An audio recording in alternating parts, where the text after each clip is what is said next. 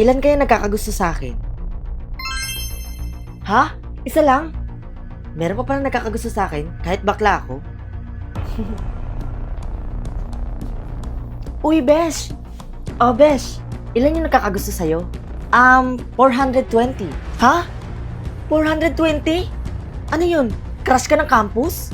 Warekit may himo, baka nasa dugo talaga namin ang pagiging maganda. Ba't sa dugo lang? Wala sa muka? Aba, grabe ka naman. Hindi, joke lang. Ikaw, Besh, ilan yung nagkakagusto sa'yo? Isa. Maybe kailangan mo siguro maging mabait para madaming magkagusto sa'yo. Ha? Mabait naman ako ah. Mabait nga ba? Minsan. O, di ba? Kaya, Besh, subukan mo maging mabait. Ano ba yan? Nakakainis naman. Nawawala yung ballpen ko. Paano ko makakatik ng exam nito? Kamakalalangot manggid nga. Kakainis nga. Dito ko lang nilagay yun eh. Sino dala nagkawat si Ton? Mark? Ito ballpen oh. Uy, ala. Salamat, Angela. Ang bait mo naman. Ang ganda mo pa. Pera muna ako saglit ha. Para lang ako makatik ng exam. I love you. Ayos. Tama nga yung kaibigan ko na kailangan ko lang maging mabait para madaming magkagusto sa akin. Ha? 79? Si Mark pa lang naman yung nakakausap ko ah. Besh? 1,000 na yung nagkakagusto sa akin.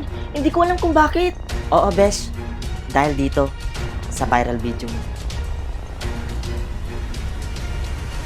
Ha?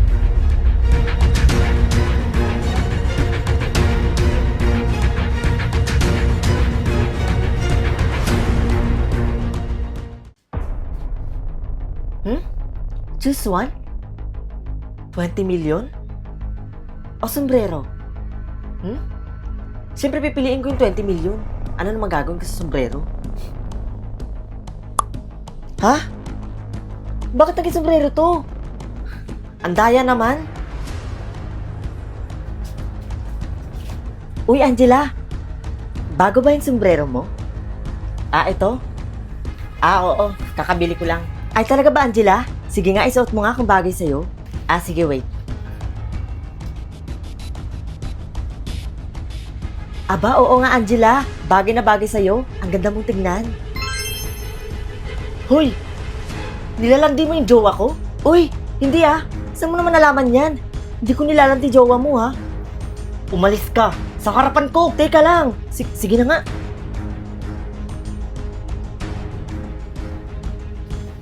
Wow! Ang galing naman pala nitong sombrero na to. Besh! Oh, Besh! Anong ginagawa mo? Uy, Besh! Nagtatanong ako. Besh? Hindi ka pala nakakatulog kapag hindi nakakapagkape?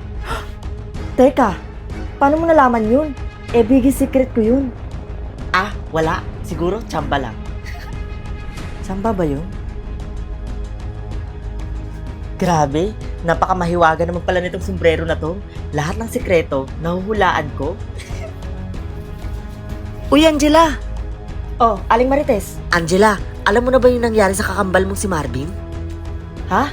Teka, ano po ba nangyari? Kasi alam mo ba, yung kakambal mong si Marvin, 5 minutes nang nawawala. Nawawala? Oo. Bakit? Dinukot daw kasi ng taong hindi kilala. Yun kasi yung nasagap ko kaninang chismis na nawawala daw yung kakambal mo. Nako, kailangan ko tulungan si Marvin. Subukan ko kaya tong sombrero na to. Hindi niyo sa akin makukuha si Marvin.